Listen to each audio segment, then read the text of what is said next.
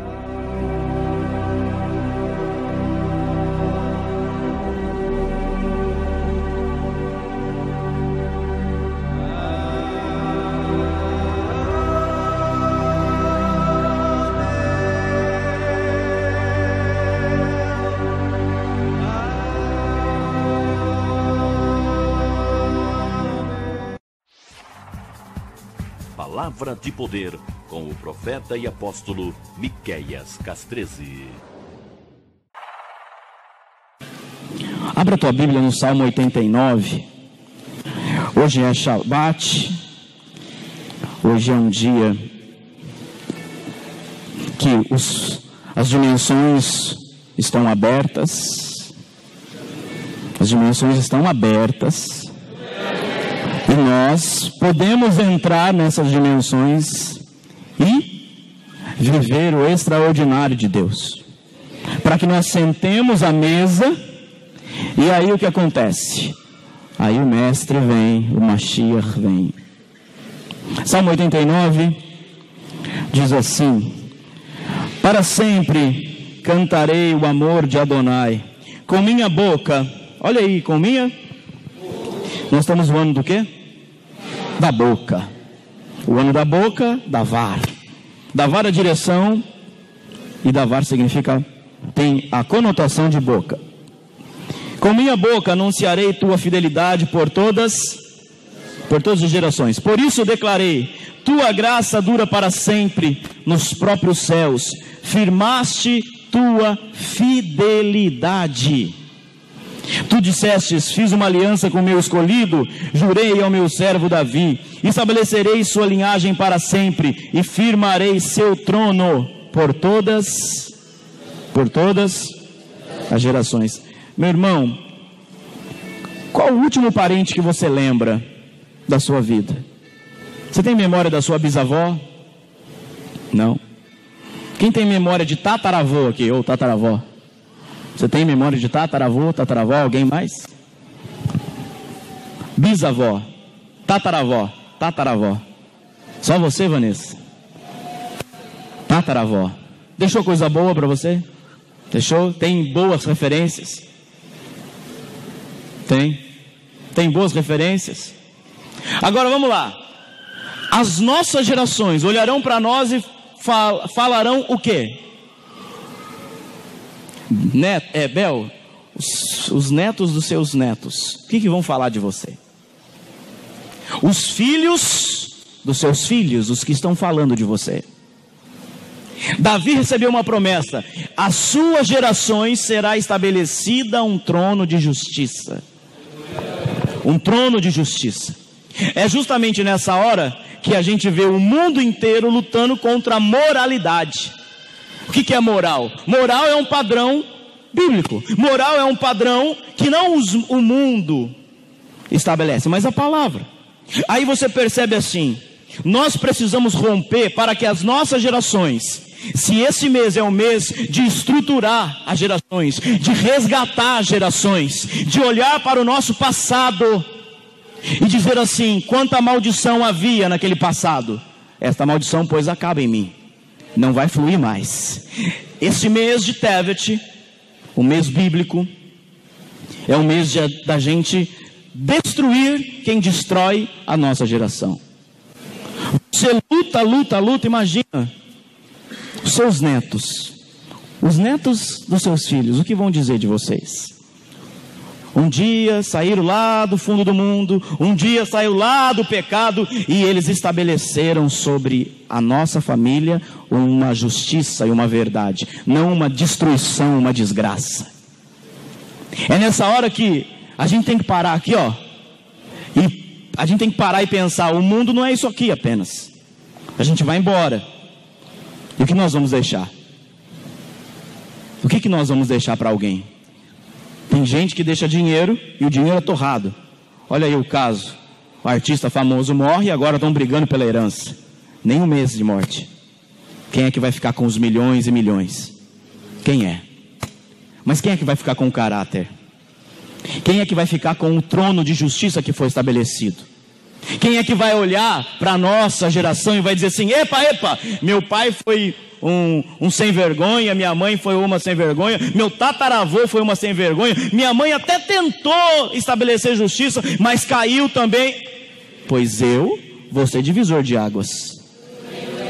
Eu vou estabelecer e vou adquirir do Eterno uma palavra sobre tua geração, e estabelecerei um trono de justiça. A justiça não é a que nós pensamos. A justiça é estabelecida pelo Pai, conforme aquilo que nós fazemos, conforme aquilo que nós plantamos, conforme aquilo que nós falamos e conforme aquilo que nós recusamos. Deixa eu dizer uma coisa para você: iniquidade é muito mais do que pecado. O destruidor de gerações, repito, o demônio destruidor de gerações, ele vem para destruir a sua geração. Ele está atuando esse mês de uma forma violenta, e nós precisamos nos posicionar e romper contra essas forças. Dizer, eu não atuo mais, eu não adoro mais. E como fazer isso? Como fazer isso? Simples e objetivo, porém custoso, penoso, e que custa muito mais do que o seu carro bonito: amar a Deus. Será que amamos a Deus de verdade? Amar a Deus não é estar aqui na igreja. Isso é consequência de amor. Amar a Deus não é criar sua família de uma forma bem. Isso é consequência de amor. Amar a Deus não é pagar conta. Isso é consequência de amor. Amar a Deus não é vir no culto domingueiro. Tem crente tão domingueiro, sexteiro, sabadeiro. Amar a Deus é muito mais do que isso. Amar a Deus é olhar para a moral da palavra e dizer assim: opa, isso aqui rompe a iniquidade. Isso aqui rompe com iniquidade contra a minha vida. Então eu vou romper isso aqui. Amar a Deus é olhar a verdade e dizer assim: olha, todo mundo faz, mas eu não faço porque eu amo a Deus. Amar a Deus não de boca. Amar a Deus de verdade é você ir contra uma maré inteira. Amar a Deus de verdade é com você remar contra a maré. Todo mundo está fazendo, eu não faço porque eu amo a Deus. Ah, mas é normal. Aí entra o espírito da iniquidade. Por quê? A irmã Tânia com 62 anos, a irmã Bel com 60 anos, o irmão aqui, quantos anos vocês têm? 82 a senhora? 70, Zósimo 80 e 87, irmã Lindaura 65. No tempo deles, se falasse de aborto, o que acontecia? Era excomungado. Essa aí que abortar, isso aí é assassinato. É ou não é? No nosso tempo, existe um grupo que vai lá, arranca o seio para fora e diz: o corpo é meu, eu faço o que eu quero, o feto é prolongamento do meu corpo, eu decido se eu quero o teu ou não. Assassinato. E aí você para e começa a ver jornal, televisão, e aí você para assim, aí a iniquidade ela vem destruindo o moralismo, ela vem destruindo, não é falso moral não, viu? Ela vem destruindo a moral cívica, que nós aprendíamos na escola, moral cívica, né? Vem destruindo, dizendo assim: ah, não tem nada, pode abortar. Ah, não dá nada, pode fumar. Ah, não dá nada, pode se relacionar com quem eu quero. Ah, não dá nada, uma criança de 7 anos pode ir no banheiro ambíguo. A destruição ela vem entrando, permeando, e de repente está todo mundo assim: ah, é o mundo. É ou não é? Você vai falar com alguém: não, isso aí é moda. Não é moda, é desgraça. Porque tudo aquilo que vai contra a moral é desgraça, é iniquidade. E nós temos que romper contra a iniquidade. Vou dar o seu exemplo. Você está com o nenê de colo, você está com o nenê de colo. Você gostaria que com 7 anos seu filho entrasse no banheiro e ele deixasse o amiguinho pegar nele? Claro que não. Quando vai lá quando você vai lá e fica grávida, você vai lá e fala: é homem ou mulher? Ninguém fala assim: ah, ele decide.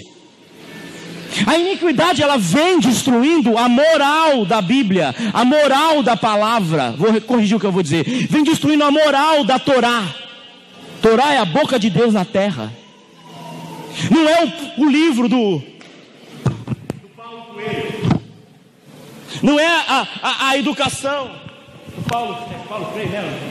Não é a educação do Paulo Freire. É a moral da palavra. Contra a moral da palavra, contra a boca que Deus falou, não há outra moral.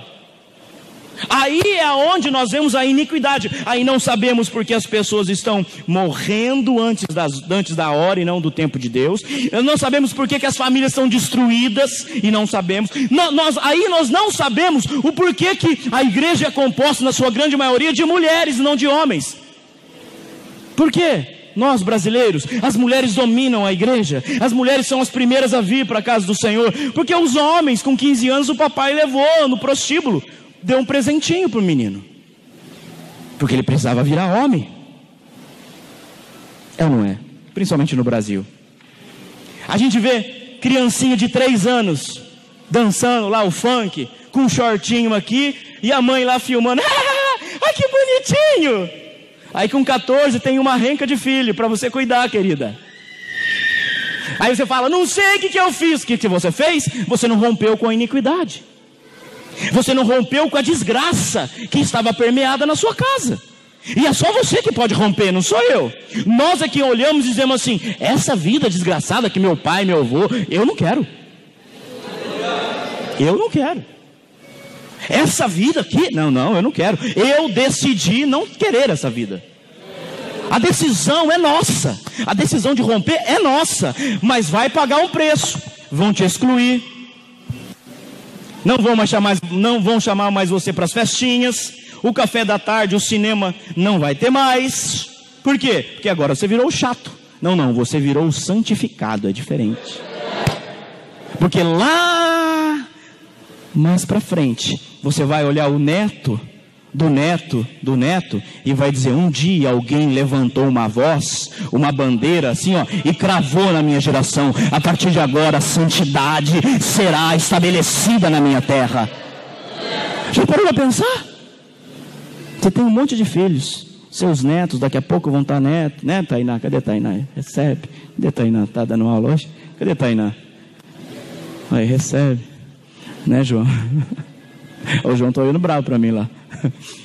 O que eles vão falar de vocês? É para pensar. Meu avô careca era assim. Aí tá lá, aí aquela, muitas vezes tá lá na boca do caixão, chorando por hipocrisia. Não, você tem que chorar por verdade. Você tem que chorar por verdade e estabelecer: essa pessoa deixou algo para mim. Você olhou para aquilo, sempre vou lembrar daquilo. Agora, o que está escrito aqui? Verso de número 6 aí no seu, ou 5. Os céus louvam tuas maravilhas, Adonai, e tua fidelidade na assembleia dos anjos. Pois quem nos céus poderá comparar-se a Adonai? Qual dos seres celestiais se assemelha a Adonai? Um Deus terrível na grande assembleia dos santos, e temido por todos ao seu redor. Adonai Elohim Tsevaot. Quem é poderoso como tu, Yah? Como está aí o versículo? Deixa eu ver. Mais um. Igual a ti. Aqui na minha Bíblia está escrito, com a Bíblia judaica está assim: quem é poderoso como tu, Yah? Quando você fala aleluia, você está entronizando o nome de Deus. Você está falando isso aqui, Yahweh. Quem é poderoso como tu, Yah? Quem é? A moral que você tem qual é? A moral para sentar à mesa e comer? A moral para falar de alguém? Uma vez uma pessoa disse assim: as minhas filhas têm problema nisso. E eu falei: e você o que faz? Eu aceito. Aí eu disse para essa pessoa: covarde. Covarde. Você está me chamando de covarde, mas você está denunciando você mesmo. Você está dizendo que a sua vida, que você está me descrevendo, é uma desgraça. Suas filhas não se estabeleceram nada. Por quê? Porque você permite. Você é covarde. Claro que nunca mais essa pessoa entrou nesse assunto comigo, porque nós deixamos as coisas entrarem. Nós deixamos a maldade entrar. O que é iniquidade? Iniquidade não é o pecadinho que você cometeu agora, que o carro fechou você e você mandou o motorista do lado ir plantar mandioca lá na ponte. Não. Iniquidade é um negócio que você sabe que vem de geração e você continua fazendo.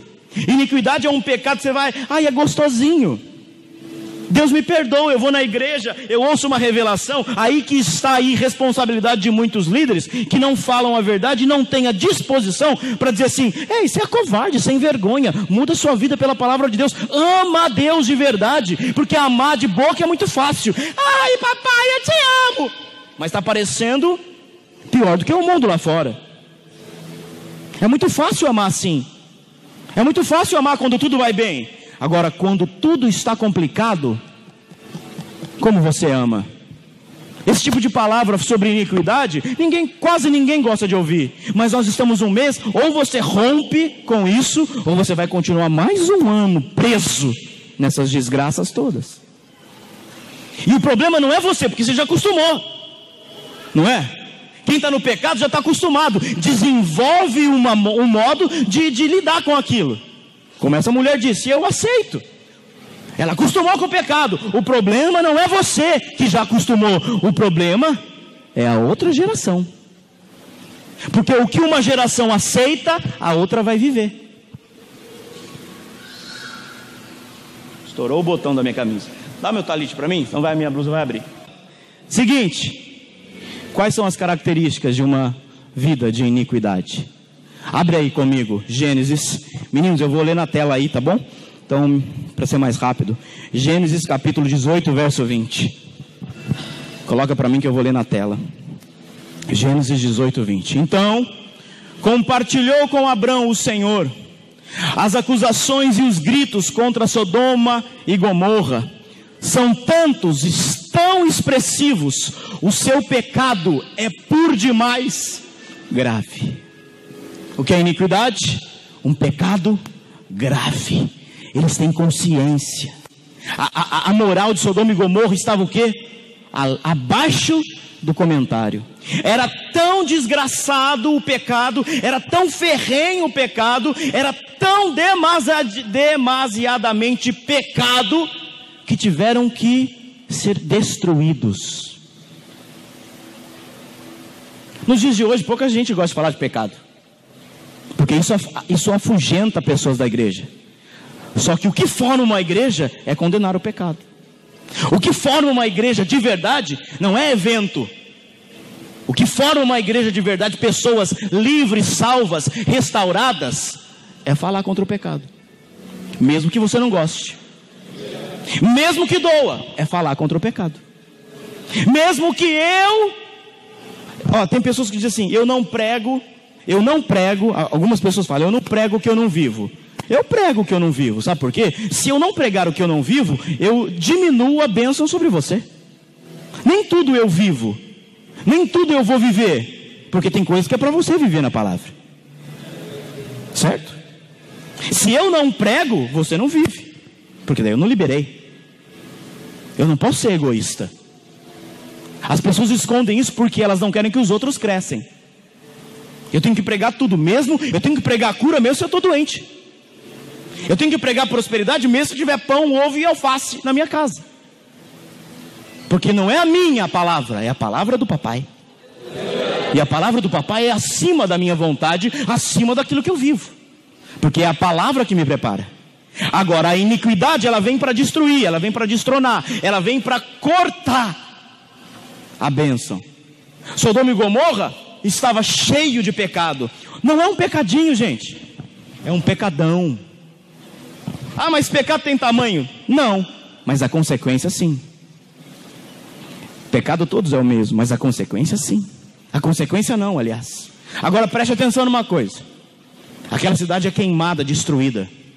Será que é preciso, e até hoje a cidade não se levantou, será que é preciso queimar, destruir sua geração e não se ouvir falar mais da sua geração? Por causa de um pecado? Ou você vai olhar e vai dizer, a minha vida eu mudo agora, eu transformo agora, eu mudo de vez. E qual que é a consequência de iniquidade? Mateus 24, 12. Põe aí na tela, meninos, que eu vou ler aí. Mateus 24, 12. Eu quero mostrar uma iniquidade, um pecado grave, e quero ler para você. E por causa da multiplicação, na tela está maldade.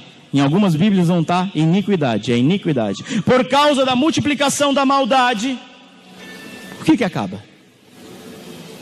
Ninguém mais ama ninguém. Ali, ó. E por causa da multiplicação da iniquidade, o amor da maioria vai se esfriar.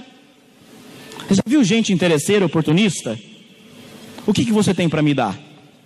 Eu só te amo se for conveniente. Agora, se você for um pé rapado, que não tiver nada para me dar, para que eu vou amar? Eu tenho outros para amar.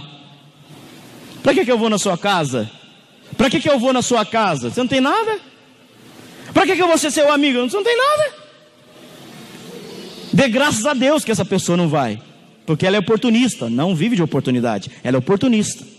Ela só está olhando para nós, e em cima de uma iniquidade ela está dizendo, eu não te amo, pouco me importa com você. Porque quanto mais cresce a iniquidade, maior é a falta de amor. E amor não é, ai tchutchuquinho, não, isso não é amor, isso é mentira. Amor é dizer assim, ó, eu amo você independente do que você faz, mas a sua vida cheia de iniquidade precisa acabar. Você verdadeiramente ama essa igreja? Ou você é oportunista aqui? Você verdadeiramente, eu vou dizer como cabeça da igreja, você verdadeiramente ama a minha vida? Ou você é oportunista? Você não precisa concordar comigo em tudo, mas você ama a minha vida? Ou você só vem porque tem uma unção poderosa e pode... Não, você ama eu, você me ama. Responde não. Você ama as pessoas? Ou você olha para ela e fala assim, olha, ali eu posso tirar isso, então eu vou lá. Porque a gente oportunista, ela pouco se importa com o outro. O importante é eu estou bem, tendo para mim, dando para mim, tendo de sobra para mim, eu recebendo, o resto não tem problema. Mas você olha assim para alguém, eu estou colocando eu aqui para não colocar ninguém contra ninguém ou ninguém a favor de ninguém. Você olha para mim e fala assim, nossa, eu amo você em Cristo. Discordo com você, gosto do amarelo, você gosta do preto, gosto do verde, mas eu amo você em Cristo. Você já viveu isso? Isso é a piedade que Cristo fala. Isso é o mistério da piedade. E quando as pessoas falam mistério, mistério é aquilo que foi revelado. Mistério não é o que está escondido, mistério é aquilo que está sendo revelado. Por isso é um mistério, que só é dado a revelação para aqueles que verdadeiramente compreendem o mistério da piedade. Ou você é oportunista? Vou fazer umas perguntas aqui. Terça-feira nós estávamos no culto aqui, profetizando 2020. Algumas pessoas combinaram de trazer, como coletivo, como igreja, algumas pessoas combinaram de trazer uns pratos. De última hora, algumas pessoas não vieram e também não mandaram seus pratos. Você não ama, você não pensou no coletivo. Porque tinha um que ia trazer a maionese, não teve maionese, porque não veio. Eu não vou, então eu não vou mandar. Cadê seu compromisso? Já pensou? Não quero pregar. Tchau, vou embora, tá? Apóstolo, eu estou doente. Tem problema, tchau, não quero pregar mais. Apóstolo, eu não quero orar. Tchau, vai embora. Oportunista. É assim que o mundo vai, é assim que o mundo vive, é assim que o mundo vai. Eu não vou, então pouco me importa o meu compromisso, Belo. Estou errado? Isso é em toda a sociedade. Ou você nunca ficou bravo de ter ganhado um porta-retrato do amigo secreto? E você pagou R$95, 105, 150 na camisa, no tênis, que você deu para o outro. E você ganhou um porta-retrato. Nem com a sua foto ainda. Com aqueles porta-retrato comprado nas livrarias com uma família que você nem sabe quem é. Foto de internet. Não é? Oportunismo. É não pensar no coletivo. É um mistério. 2 Tessalonicenses 2,7. É o mistério da iniquidade. Ou seja, se não me toca, se não vai me trazer benefício. Alguns trouxeram algumas comidas. Estou falando de exemplo nosso aqui, mas você aplica para toda a sua vida. Alguns trouxeram outras comidas. Você pensou na outra família? Ou você pensou assim, é eu e meu filho, é eu e meu marido, eu não estou falando de ninguém, viu gente? Eu estou dando um exemplo aqui, porque quem cuida disso é a bispa, eu não quero nem saber desses detalhes aí. Estou dando um exemplo assim, porque o apóstolo não é cego, ok? É só eu e minha mãe, é só eu e meu avô, é só eu e meu pai. Vou levar só um pratinho, afinal de contas, eu não tenho nada na minha casa. Você não tem porque você vive com a mente pobre. Viver com a mente pobre não significa que você está pobre. Tem gente riquíssima que tem a mente pobre. Porque é um ministério do quê? Da iniquidade. Olha ali, 2 Tessalonicenses 2,7. Na realidade, Paulo está dizendo, o mistério da iniquidade já está em ação. Não vai acontecer, já está acontecendo a iniquidade. As pessoas estão morrendo por causa da iniquidade. As pessoas estão morrendo porque não rompem com a iniquidade. Deixa eu dizer uma coisa para você. Lutar contra a iniquidade é lutar contra as suas condições até mesmo físicas. Desde o dia 1 de janeiro, as minhas pernas estão doendo, que estão latejando. Eu estou de pé aqui para a glória do Deus de Israel. Eu estou pregando, independente, a minha perna está latejando de dor. Assim pulsando, igual uma dor de cabeça. Mas eu tenho um compromisso com a verdade, não com a iniquidade. Eu tenho um compromisso com a verdade. Na realidade, o mistério da iniquidade já está em ação, restando tão somente que seja afastado aquele que agora o detém. Quem detém a iniquidade? Quem é que não deixa zerar tudo na desgraça? Aruach. Quem é Aruach? As irmãs que nos visitam, os irmãos que nos visitam. Aruach é o Espírito. O Espírito Santo de Deus não deixa zerar a sua vida. O Espírito Santo de Deus não deixa a iniquidade tomar conta e desgraçar tudo mais. Porém, é por isso que nós devemos nos posicionar e dizer assim: a minha vida não é como Sodoma e Gomorra. Não vai precisar descer anjo do céu para sondar o quanto tem de justiça. Eu vou. Vocês aqui, ó, tudo jovem, tudo homem. Eu não sei o que vocês viveram, aliás, eu sei alguns. Mas e aí? Vão continuar?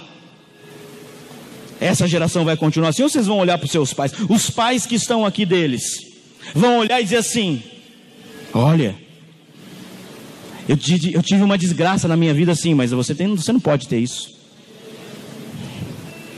Queridinho, amado, quando você ensina o seu filho a olhar os fogos de artifício lá de Natal, de Ano Novo, esquecendo da igreja, você está já operando na iniquidade e não sabe. Quando para você olha para a criança, não tem nada, isso é o mundo, né? Aliás de contas, nós estamos na pós-modernidade. Isso é iniquidade, não é pós-modernidade. Se você pegar os filósofos aí, os mais importantes, os camaradas tomavam banho com seus escravos. Será que vamos voltar na mesma realidade? Porque a iniquidade é um ciclo, ó. A iniquidade é um ciclo. Ou nós vamos lutar contra? Eu estou falando isso um dia de mesa, porque você não pode ser mais ignorante acerca disso. Nós estamos em um mês para lutar contra a destruição de geração. Ah, mas eu não tenho filho. Comece agora. Comece agora colocando padrão. Sabe por quê? Olha só. Qual é? Volta lá em Gênesis 18, 20, filho. Qual é o tamanho do pecado? Vou chegar lá, eu quero que você leia aí. Pode ler na tela. Eu anotei algumas coisas rápidas aqui, ó. As acusações e os gritos contra Sodoma e Gomorra são tantos e tão expressivos. Olha, são muitos e com intensidade. O seu pecado é demais grave. Que intensidade é essa? Que pecado é esse? Ezequiel 16:49, abre aí. Ezequiel 16:49. Não estou com pressa. Olha aí. E esta foi, olha aí, está falando. E esta foi a malignidade da tua irmã Sodoma. Ela e suas filhas eram o quê? Arrogante. Aí uma iniquidade. Olha o seu orgulho, hein? Eu posso, eu faço. Nenhum pastor manda em mim. Olha aí. Aqui a iniquidade. Esta foi a malignidade de sua irmã Sodoma. Ela e suas filhas eram arrogantes, tiveram fartura de alimento e viviam sem a menor preocupação. Sabe? O nuggetzinho, sei lá o que você faz para o seu filho, e o filho faz assim: não quero. Sabe a comida que você deixa estragar na sua casa? Tiveram fartura de alimento e viviam sem a menor preocupação. Não ajudavam os pobres e nem os necessitados. Iniquidade. Nossa, então agora eu tenho que sair entregando marmita na rua? Não é isso. Não é isso. Vou aplicar de uma outra forma esse versículo. Vai doer alguns. Quanta comida boa você recebe desse altar? Vou repetir para esse lado. Quanta comida boa. Tiveram fartura de alimento. Quanto alimento espiritual farto, intenso, você recebe daqui e não se preocupa em evangelizar.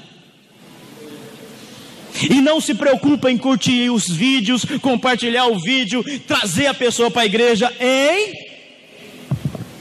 Está na Bíblia. Tiveram fartura de alimento e viviam sem a menor preocupação. Tiveram fartura de alimento. O apóstolo sempre está lá. Depois eu assisto na internet. Tu é pior que Sodoma. Eu quero benção. Tiveram fartura de alimento e viviam como se nada tivesse acontecido. Mamães, quando essas crianças acordam querendo mamar, elas pedem educadamente: olha, mãe, eu quero dar uma mamadinha. Como é? Não é? Porque para ter fome, basta ter fome. Se você não come, se sexta não está bom para você, domingo não está bom para você, evento de sábado não está bom para você, terça não está bom para você, você não tem fome, você é um oportunista. Está na Bíblia. E tiveram fartura de alimento, tiveram fartura dos pastores pregando, tiveram fartura da revelação, ou não tem fartura aqui? Então, se revelar a iniquidade na sua vida, é por quê? Porque viviam sem a menor preocupação. Não estou forçando o texto. E não ajudavam os pobres, os necessitados. Olha um pecado de iniquidade. Esquece aí a marmita que você dá para o seu vizinho. Esquece a comida. Eu trabalhava numa empresa que tinha um restaurante lá. E às vezes sobrava assim, ó, de meio panela de... Quanto tem aquela panela, Fran? Aquela panela industrial? 100 litros? Quanto que é? De arroz. É litro pra caramba, né? Uma panelona assim. Às vezes, você ia lá, sobrava metade da panela e eles jogavam fora. Porque pela regra da igreja, pela regra da empresa, não podia dar para os funcionários, porque se passasse mal, a empresa, olha a justiça onde leva. Olha a justiça onde leva aí. E tiveram fartura de alimentos, gente passando fome e jogam fora. Vamos traduzir para o Espírito? As pessoas estão morrendo sem Deus e você está com uma fonte inesgotável de revelação aqui e você não fala de Jesus. Você não fala da verdade. Não é? Como é o mendigo pedindo? Me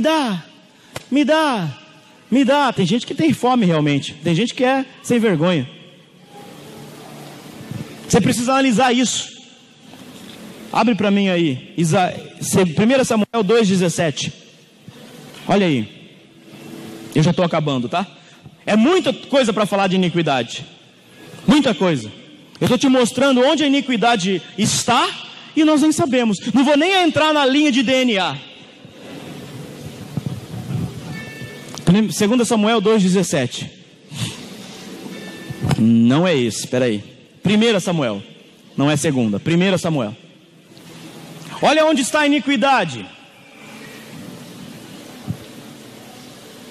Sendo assim, olha aí. Lembra do pecado de Sodoma, que era demasiadamente grave?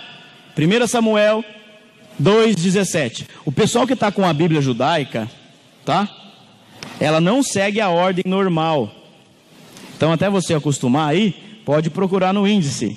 Porque a Bíblia judaica está dividido entre Torá, livros históricos, livros dos profetas, ok? Está na melhor divisão. Então não estranha, vai no índice aí, você que comprou a Bíblia judaica completa, senão você olha na tela. Eu estou te esperando para você achar. Sendo assim, olha aí, iniquidade, irmão. Agora vai mexer, pastores se preparam que agora vai mexer no coração de alguns. Agora vai doer, um pouquinho mais. Sendo assim, o pecado desses jovens... Que jovens? Era o filho do profeta. E fugiu o nome do profeta? Eli, isso. Sendo assim, o pecado desses jovens era muito grave aos olhos de Adonai, porquanto tratavam com descaso a oferta trazida para o Senhor. Sabe você que acha que dízimo não é princípio? Iniquidade. Sabe para você que acha que ofertinha é aquele dinheiro assim, ó, amassado, pior que dinheiro de bêbado? Gente, a gente contabiliza ofertas aqui na igreja. Tem uns dinheiro que está pior do que dinheiro lavado na calça jeans, assim, ó. Iniquidade. Porque é o suor, é sangue que Deus te deu. Quando você diz, eu não acredito no dízimo, iniquidade. Está aqui na Bíblia. Porquanto tratavam com descaso a oferta que traziam. Para você que não sabe, os filhos de Eli recebiam as ofertas no portão. E quando a mocinha que trazia a oferta era bonita, pegava a mocinha e ia ter um caso com a mocinha. Esses eram os filhos de Eli. Quando o cara que trazia a oferta era um cara rico, eles faziam um negócio lá para enriquecer mais. Claro que existe gente safada, sem vergonha, que deturpou o que é dinheiro na igreja. Mas a falta de compromisso com a oferta é iniquidade. Não só de quem dá, mas de quem recebe. Percebe uma coisa? Quando você coloca uma oferta na igreja, ou na minha mão, eu tenho que ser extremamente cauteloso para saber como lidar com a sua oferta, porque a oferta é santa. Se eu sei, a entrada maligna não vai ficar comigo, porque senão sujo o meu altar, entra iniquidade na minha vida.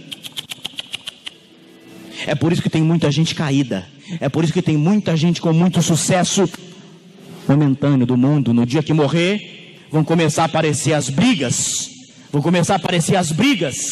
pelas heranças. Você sabe quanto custa isso aqui? Quem chuta? Quanto custa isso aqui?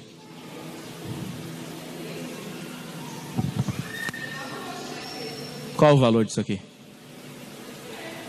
Não, qual o valor? Quantifica.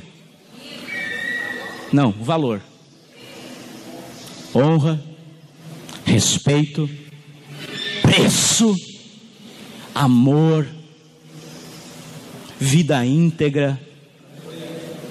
Isso aqui não tem preço. O valor não se mede. Isso aqui representa o manto de alguém. Você quer? Você quer o manto de Elias?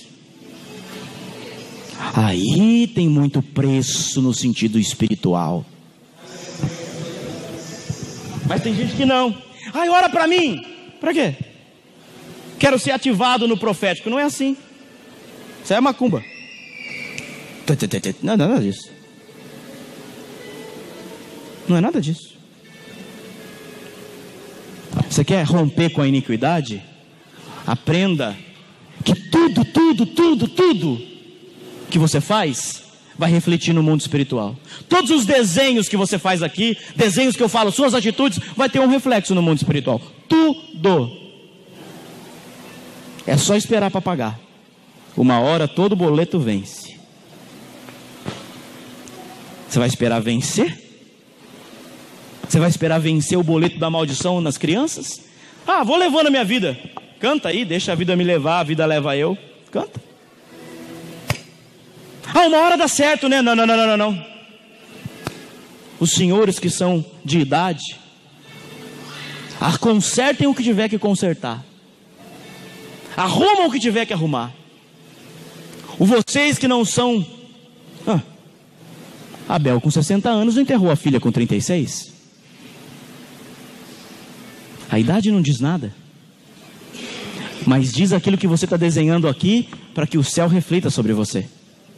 Eu estou pregando calmo e bem apóstolo. Estou esquecendo o profético um pouquinho. Bem apóstolo, bem mestre, para você entender. Eu preciso romper com a iniquidade. Eu preciso olhar para mim, porque um boleto vai chegar. Então antes dos meus filhos pagarem um boleto de maldição, eu pago por eles. O maior boleto pago contra nós foi o quê? A morte eterna. E quem pagou? O nosso Mashiach. O que ninguém podia pagar, ele pagou. Mas tem coisas que nós é quem criamos, tem conta que nós é que fazemos, tem conta que vai chegar, que foi culpa nossa. Então para que deixar o outro pagar? Ou você quer pagar minhas contas? Você quer pagar minhas contas? É aí que entra Mateus 24:12.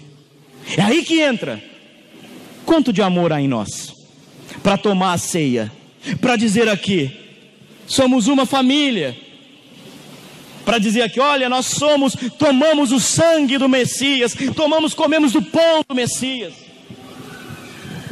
Eu achei ousado você. Esqueci teu nome, querida. Lidiane, eu sou horrível para decorar nome. Eu achei ousado o que você fez. Você sabe o que eu estou falando. Nunca espere de mim, olha, assim, a não ser que Deus mande, tá? Nunca espere de mim, faça isso. Eu sempre vou desenhar para você o que está no céu. Ela teve que tomar uma decisão bem ousada. Eu falei, olha, deixa eu dizer uma coisa para você. Tinham pessoas aqui comigo há muito mais tempo que sequer tiveram a coragem que você teve.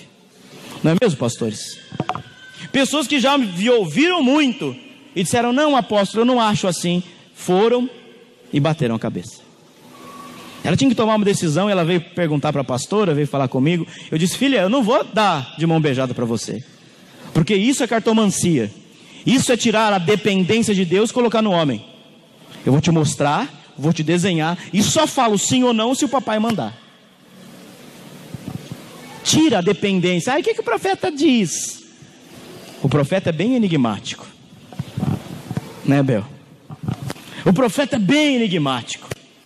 Tira a dependência do sim e não, e assuma a dependência de entender a palavra, de entender e assumir a responsabilidade para lutar contra a geração que destrói a sua geração. Eu não estou profeta hoje aqui. A palavra sempre é profética, mas eu estou apóstolo hoje aqui, bem fundamentando para você tomar isso aqui, ó.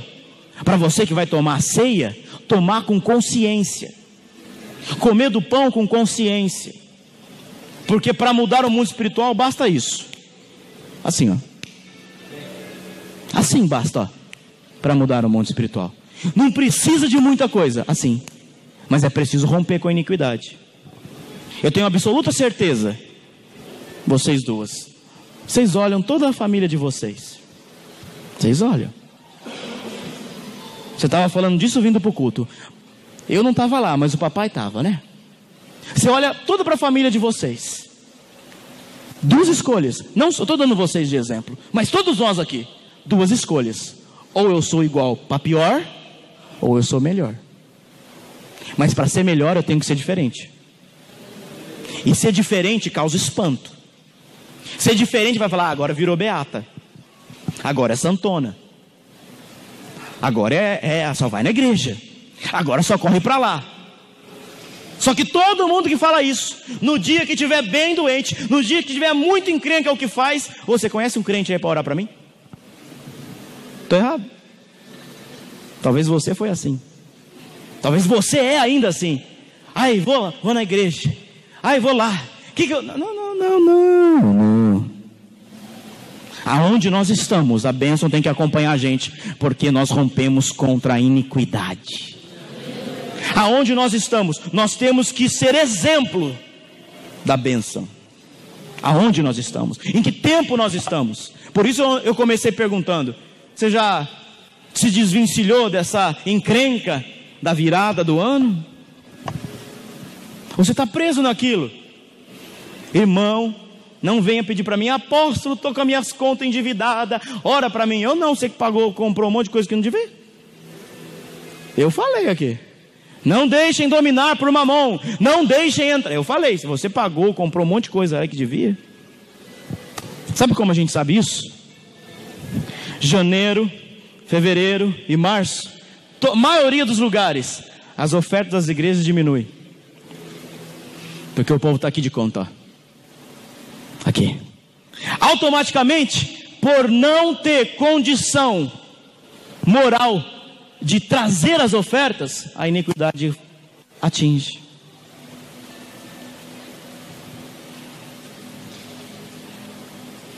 Por quê? Por isso aqui. E eu vou terminando. Tem muito mais coisa de falar da iniquidade, e eu vou terminar com isso e uma palavra. Por causa da multiplicação da iniquidade, ninguém mais ama ninguém. Sabe aquele negócio? Ninguém solta a mão de ninguém. Isso é uma mentira. Porque na primeira bomba que estoura com você, ó, pernas para quem te quero, como dizia minha avó. Aí, não quero saber. Correm para onde? Correm para o profeta. Profeta, apóstolo, ai, o que foi? Você não sabe a encrenca que eu estou. Falei, acho que eu sei. Quanta separação e divórcio há? Quanta briga de casamento há? Estou falando de discussão, porque gosta da banana nanica e o outro do abacaxi. Briga de discussão, de dizer, olha, vai para a morte. Quantas separações de alianças não há? Todas iniquidades. Sabe por quê? A iniquidade é a materialização do mal. É a materialização do mal em um homem. Vou repetir, a iniquidade é a maldade conectada na sua vida. E agora você não ama mais ninguém. Agora ninguém ama mais ninguém. E aí o que precisa para mudar? Precisa um homem trazer o ministério da piedade. Que ministério da piedade é esse? Um homem, se o mistério da iniquidade é a manifestação da maldade em um homem, a piedade é a manifestação da bondade em um homem. Quem que deu início ao mistério da piedade? Quem deu? Quem falou? Quem é que deu o início do mistério da piedade? O próprio Mashiach. Aquele que teve toda a sua vida, viveu toda a sua vida para um propósito: morrer e inaugurar o que ninguém podia inaugurar, que é a iniquidade subjugada pelo sangue dele no madeiro. E nós estamos cuspindo ou estamos bebendo do sangue do madeiro? Nós estamos pegando o pão e amassando. As pessoas dizem: eu estou comendo pão que o diabo amassou. Se você come o pão que o diabo amassou, é porque o mistério da iniquidade está em atuação contra você. Se você come o pão que o diabo amassou, se você tem essa vertente, você está comendo aquilo que Yeshua não nos deixou. Se você tem essa mania: estou comendo pão que o diabo amassou, então você não está operando no mistério da piedade, porque o mistério da piedade está revelado aqui. O mistério da piedade está revelado nisso aqui. Ele foi lá, pagou sangue e carne. Ele foi lá. Isso não é uma história para contar, isso é uma história para viver. Tem gente que conta, prega coisa bonita. Não, eu não quero pregar bonito, eu quero viver isso aqui. Quando você come do pão e você bebe do cálice, você está dizendo: o mistério da iniquidade não pode mais governar sobre mim, porque eu decidi viver o mistério da piedade, revelado na onde? Revelado no sangue e no pão. Eu estou falando tudo isso, mas como eu queria, repito, eu não estou profeta hoje aqui, estou apóstolo, fundamentando você. Eu queria o quanto que você vivesse verdadeiramente isso aqui, o quanto que você vivesse de verdade isso aqui. A moral tem que ser reconstituída em nós, para nós e através de nós. Aonde você for, a moral tem que ser reconstituída. Para onde você for, você tem que lutar contra a imoralidade, porque é a iniquidade de Sodoma. Aonde você for, você tem que lutar contra e ter uma vida cheia de oferta. Quando eu digo cheio de oferta, é viver uma vida de oferta, é se ofertar pelo outro, é não ter medo. Eu não tenho medo de falar de dinheiro, irmão, porque o próprio Mashiach falou isso. É digno o trabalhador do seu salário. Tem pessoas que realmente, pastores e líderes, que fizeram o dinheiro virar uma troca de moeda, troca de favor, troca de bênção. Eu não estou falando de toma lá da cá, estou falando de unção verdadeira, estou falando de princípio verdadeiro. Aquele que não oferta está vivendo debaixo de iniquidade. Está na Bíblia. Esse pão está ótimo, esse pão está maravilhoso, é sem fermento, mas está bom. Mas você tem que comer isso aqui e dizer verdadeiramente: vou focar vocês aqui, os meninos que estão sempre aqui junto e tal, para lá. Daqui a pouco, amanhã ou depois, vocês vão casar. Vai levar desgraça para a família? Meninas, até parece, né? Dividido. Precisa sentar dividido. Agora que eu percebo. Vocês vão casar daqui a pouco, e aí? Porque eu era pobre de marré. Gente, presta atenção numa coisa. Fala amém, meninos. A bispo está falando: fala amém para vocês casar. Ninguém quer casar, né? Passar a unção do casamento aqui. Você precisa viver assim. Irmão, deixa eu perguntar uma coisa. Responda aí no teu íntimo. Você é pobre? Você é pobre? Pensa, você é pobre? Tem que contar a moedinha para pegar ônibus, mas você tem moeda. Pobreza não está em sair do Egito, está em levar o Egito com você. Você pode ter muito dinheiro, e quanto mais dinheiro o camarada tem, mais difícil arrancar 10 reais da mão dele.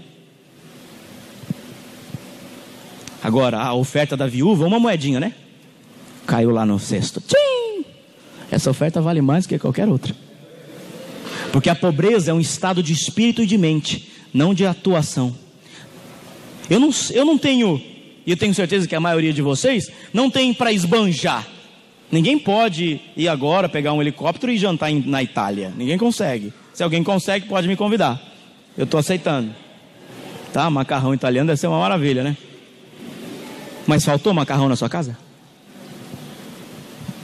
Então você não é pobre. Está todo mundo de roupa, olha aí. Nem repete roupa. Você já parou para pensar, irmão, que tem gente que não repete roupa aqui? Eu já prestei atenção, viu? Olha que aquele irmão nunca repete a roupa. Eu vivo repetindo roupa. Ainda mais quando eu gosto de uma. Tipo essa aqui que está aqui. Você tem? Você tem como gerar, então você não é pobre. A pobreza é quem está na mente no Egito. Fique de pé no seu lugar aí.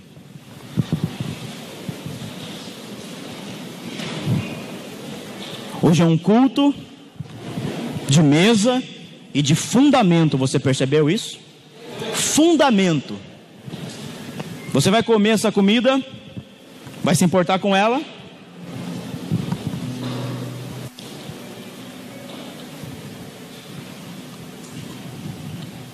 Nós vamos ceiar daqui a pouco. Tira um obreiro aqui para mim.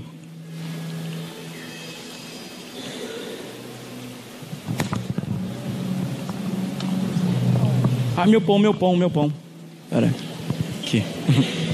Tava caçando pão.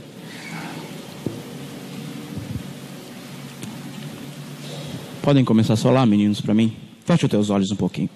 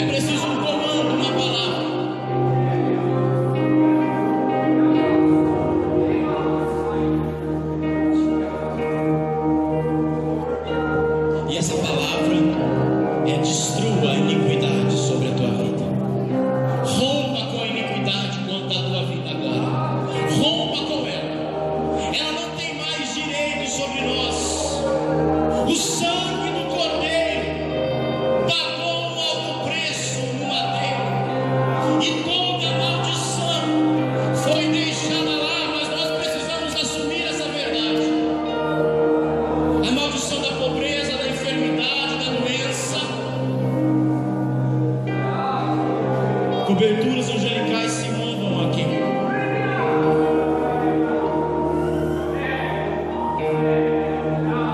Existem algumas pessoas que estão com o peito aberto. E é como se fosse um lixo saindo dentro de você. Tem pessoas que estão com o peito aberto. Eu não vou apontar quem é você. Mas tem pessoas que estão com o peito aberto. E os anjos estão recolhendo essas iniquidades aí dentro. Você crê? Para que aí dentro não tenha mais escuridão. Para que aí dentro não tenha mais a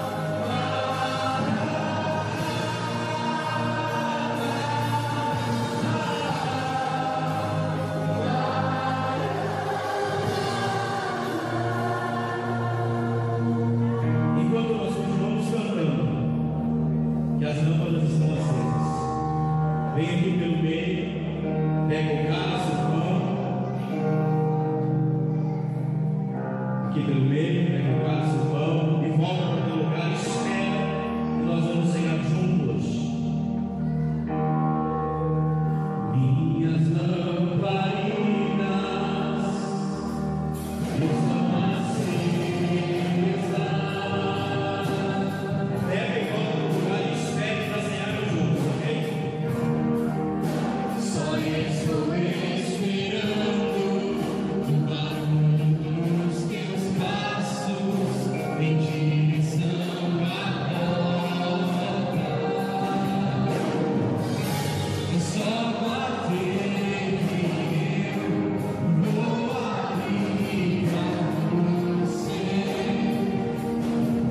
entrar.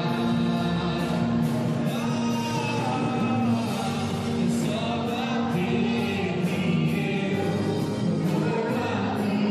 você entrar. Eu já coloquei as minhas estou só te esperando.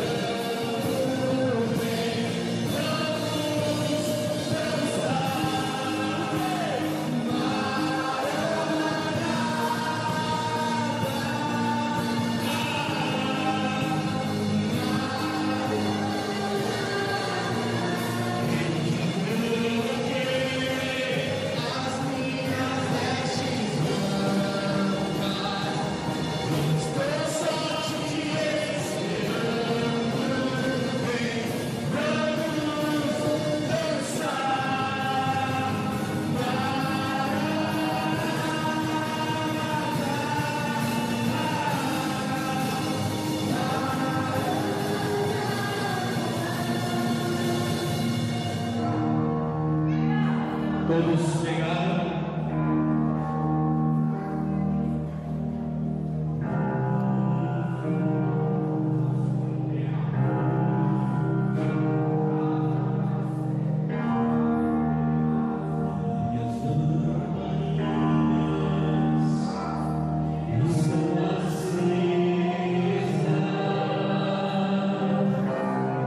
Declare isso.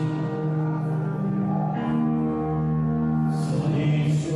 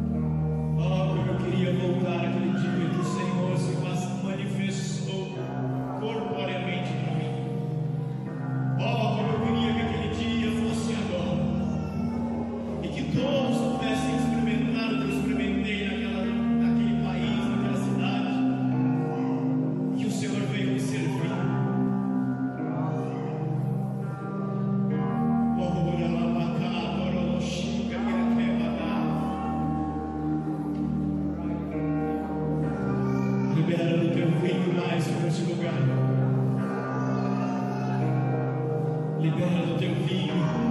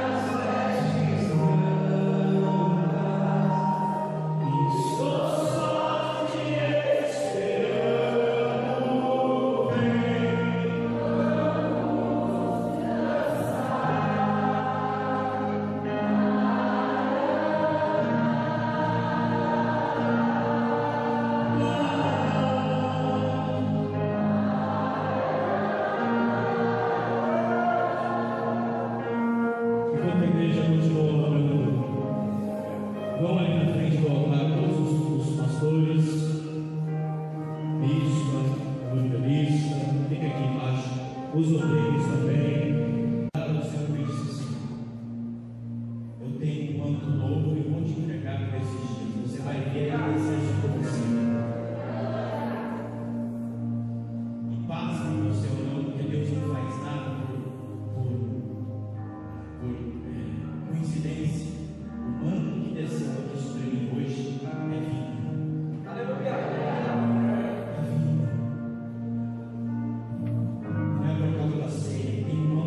De acesso para nós. Tem um mundo novo de acesso para nós. E eu quero primeiramente que eles que trabalham aqui na casa do Senhor recebam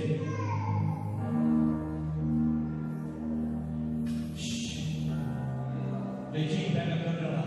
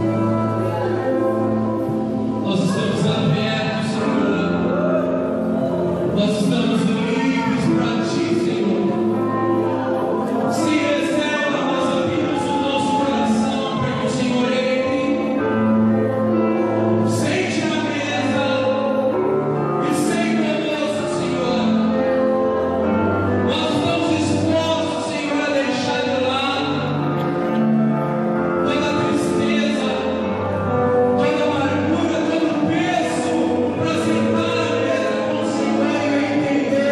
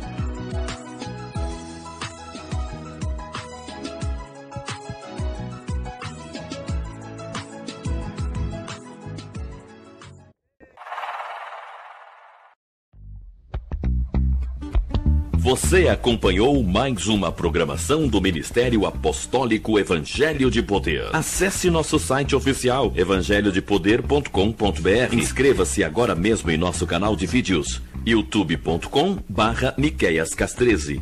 E não esqueça de selecionar o sino de notificação para ser avisado de todos os nossos vídeos. Para saber mais sobre nossa programação, visite nossas redes sociais. Procure por Evangelho de Poder e Miqueiascas13 Oficial no Facebook e Instagram. Participe conosco de nossos cultos e eventos. Ministério Apostólico Evangelho de Poder.